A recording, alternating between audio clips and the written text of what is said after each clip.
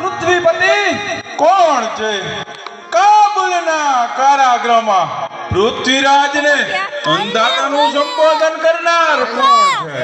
આપનો વફાદાર સેવક ચંદ મહારાજ. આપની આ દશા. ચંદ, અરે વાલા ચંદ, જિંદગીનું સુકાન માનવીને કઈ બાજુ લઈ જાય છે તે ક્યાં કોઈને ખબર હોય છે? મહારાજ, મહારાજ ભૂલી ગયા. મહારાજ પાંજરામાં પુરાયેલો વનરાજ તે વનરાજ જ છે. આત્મા તમારો વીર છે. આત્મા કોઈથી સહારાતો નથી અને કોઈથી બંધાતો પણ નથી. હાર્યા તમે છો, આત્મા તમારો હાર્યો નથી. અરે હાર્યા તમે છો, આત્મા તમારો હાર્યો નથી. ફરીથી જન્મ લેશે, જીવાત્મા હાર્યો નથી. કવિવર, તમે તો માતા રાજબાઈના ચરણોમાં બલિદાન અર્પણ કરવા ગયા હતા, તો પછી પાછા કેમ ફર્યા? મહારાજ, માતા રાજબાઈ મને પ્રસન્ન થઈને કીધું હતું, આ વખતે પૃથ્વીરાજ ચૌહાણનો પરાજય નિશ્ચિત છે, માટે તું એને ઉગારવા જા. પૃથ્વીરાજ, આજે મને ના નમાવાનો બદલો મળી ગયો. ના હસો ગોરીસા, ના હસો. પારકાના દુઃખ પર કદાપી ન હસો. અરે હસનાર ગોરીસા, તારી ગઈકાલ યાદ કર. અરે 7 વખત પૃથ્વીરાજના ચરણોમાં પડ્યો હતો, તે તું શું ભૂલી ગયો? અરે આજ અમારી આ દશા, નિજ ઘર તળા કંકાસમાં. અરે આજ અમારી આ દશા, નિજ ઘર તળા કંકાસમાં. આવી ગુલામી ઘર વસી કુસંપને કંકાસમાં. અરે આ સૃષ્ટિ બધી છે પ્રભુ તણી. અરે આ સૃષ્ટિ બધી છે પ્રભુ તણી, તે પણ ભૂલ્યા કંકાસમાં.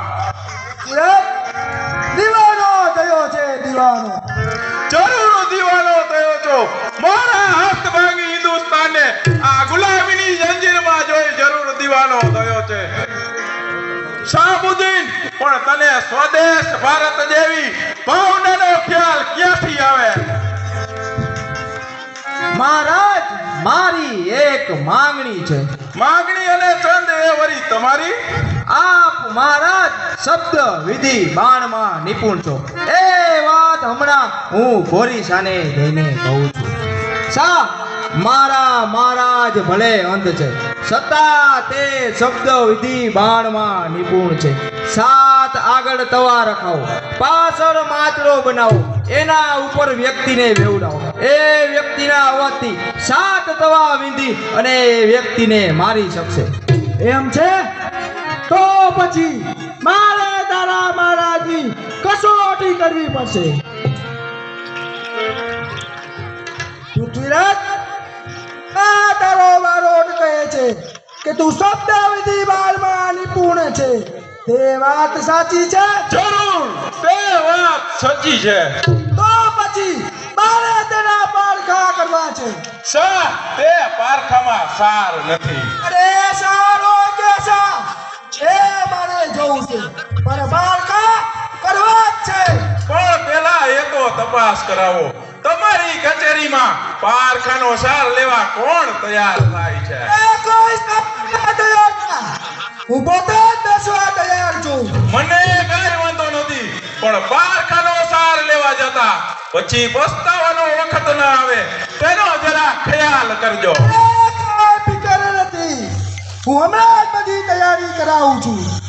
સૈનિકો, પાંચડો તૈયાર કરો.